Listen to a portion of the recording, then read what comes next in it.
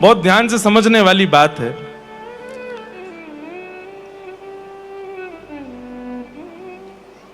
धर्म अर्थ काम मोक्ष को तो प्रधानता मिल गई, पर भैया जिनका काम केवल श्री प्रियालाल जी के प्रेम विलास को देखना, सुनना, अनुभव करना ही है, उनको आप कहां ले जाएंगे? उनको आप क्या श्रवण कराएंगे? अब हमारी ब्रज की गोपांगनाएं कहती हैं, निर्गुण कौन देश को बासी, निर्गुण कौन देश को बासी। उद्धव जी गए थे समझाने के लिए। उद्धव जी ने जाकर के ठाकुर जी के सब रूपों का वर्णन किया गोपियों के आगे, लेकिन गोपियां कह रही हैं कि उद्धव ये कौन से देश में रहते हैं निर्गुण? अगर ये निर्गुण जिनका तुम वर्णन कर रहे हो ये निर्गुण है, तो फिर यशोदा मैया कौन है? ये मैया नहीं है? नंद बाबा उनके पिताजी नहीं है? क्या उनके हाथ पैर नहीं है तो वो खाते कैसे हैं? और जब हाथ पैर नहीं है, खाते नहीं है, तो फिर यहां कैसे खा के गए? मधुकर हस समझाए सोह दे भूजती, साच न हसी, निर्गुण कौन देश को बासी। को है जनक जननी को कहियत, कौन नारी कौन दासी। कैसो वरण भेष है कैसो, के ही रस के अभिलाषी, निर्गुण कौन देश को बासी। पावे गोपुन कियो आपनो, जोरे कहे गो गासी। सुनत कौन हुए रयो ठगो सो, सूर सबे मत नासी। निर्गुण कौन देश को बासी। आज भी हमारे वृंदावन में ऐसे हैं जिनको आप ठाकुर जी के ज्यादा ऐश्वर्य लीलाएं सुना दें तो वे बस सुनने लग जाते हैं और थोड़े नेत्र से बंद कर लेते हैं। उनसे कहो महाराज जी आपने सुनी चर्चा? बोले सुन तो लई, लेकिन भैया जिनकी तुम इतने ऐश्वर्य की बातें कर रहे हो उनके लिए हमारे वृंदावन में क्या भाव कहते हैं? वाह, हमारे माई श्यामा जू को राज, जाके अधीन सदा ही सांवरो, या ब्रज को सिर ताज। हमारे माई श्यामा जू को राज। भैया तुम जिनकी इतनी सुंदर प्रशंसा कर रहे हो वो हमारी किशोरी जी के सदा अधीन रहते हैं। अरे कहां तक कहें, जयदेव महाप्रभु गीत गोविंद में लिखने में संकोच कर रहे हैं, मन का भाव स्वयं ठाकुर जी आके लिख करके जा रहे हैं। संकोच नहीं करो इस भाव में, ये तो पूर्णता है, ये तो प्रधानता है। तो ऐसे रस के जो उपासी हैं, उन रस उपासकों को संतुष्ट करने के लिए व्यास जी आपने क्या लिखा, और उनकी संतुष्टि का भाव आपने वर्णित नहीं किया, इसीलिए आप असंतुष्ट हैं। इसलिए एक ऐसा भाव वर्णन करो। बंधुओं ये देखिए, अब महाराज जी अपने आप ही कड़ी मिल गई।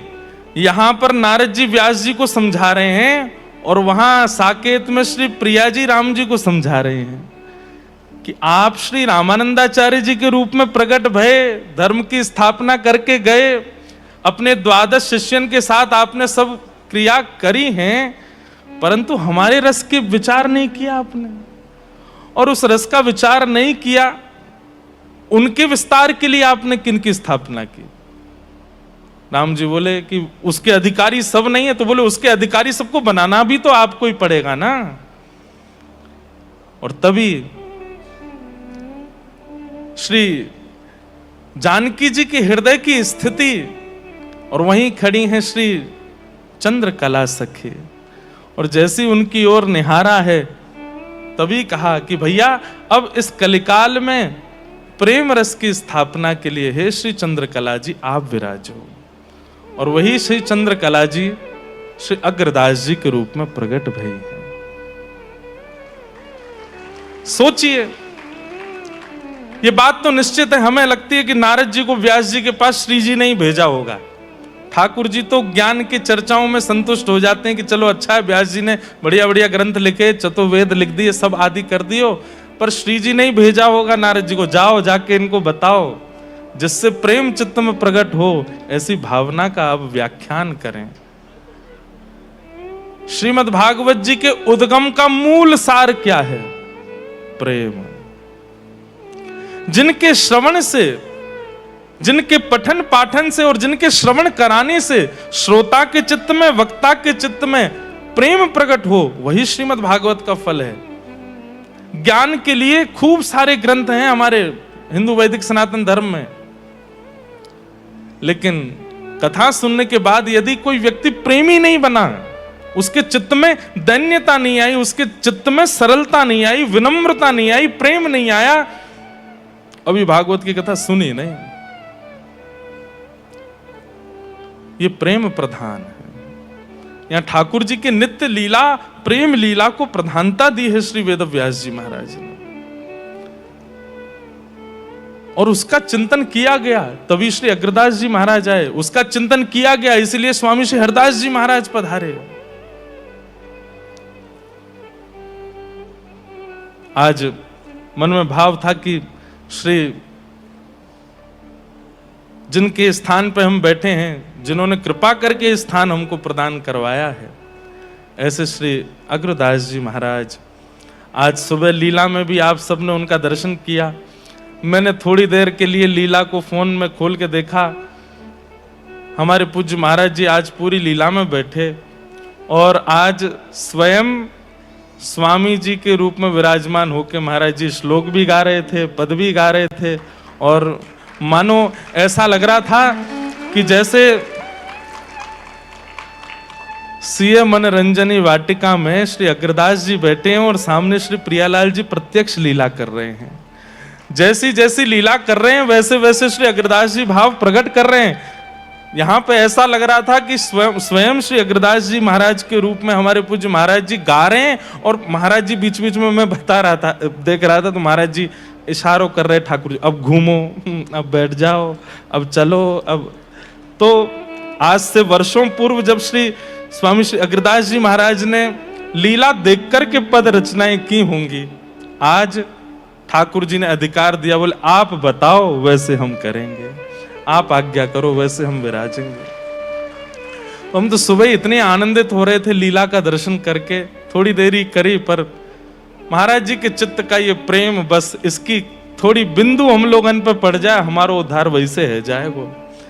ऐसो महाराज जी के हृदय को ये प्रेम है। तो बंधुओं, जैसे हमारे वृंदावन में श्री प्रियालाल जी की अष्ट सखियां हैं, सखियां तो अनेक हैं, पर प्रधान रूप से अष्ट सखियों के भाव माने जाते हैं। ऐसे ही हमारे श्री सियाजू के श्री राघव जी की भी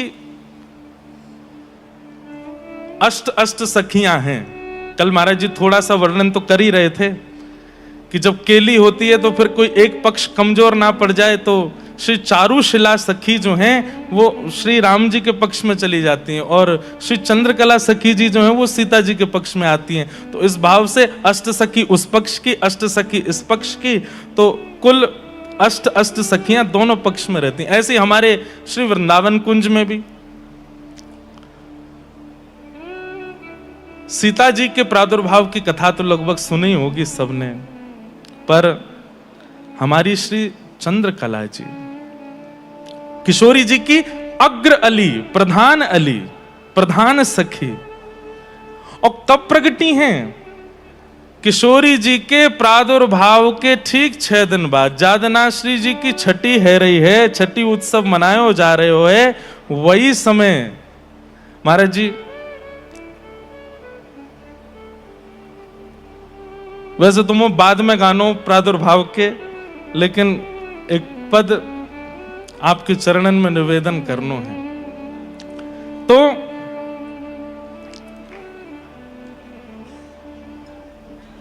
वैशाख शुक्ल चतुर्दशी, यानी कि श्री जी की छठी उत्सव है रही है।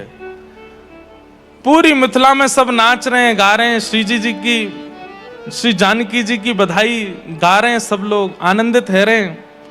और वही समय बधाई हो तो है ही रही, तो एक जगह से और बधाई गायन हेन लगो,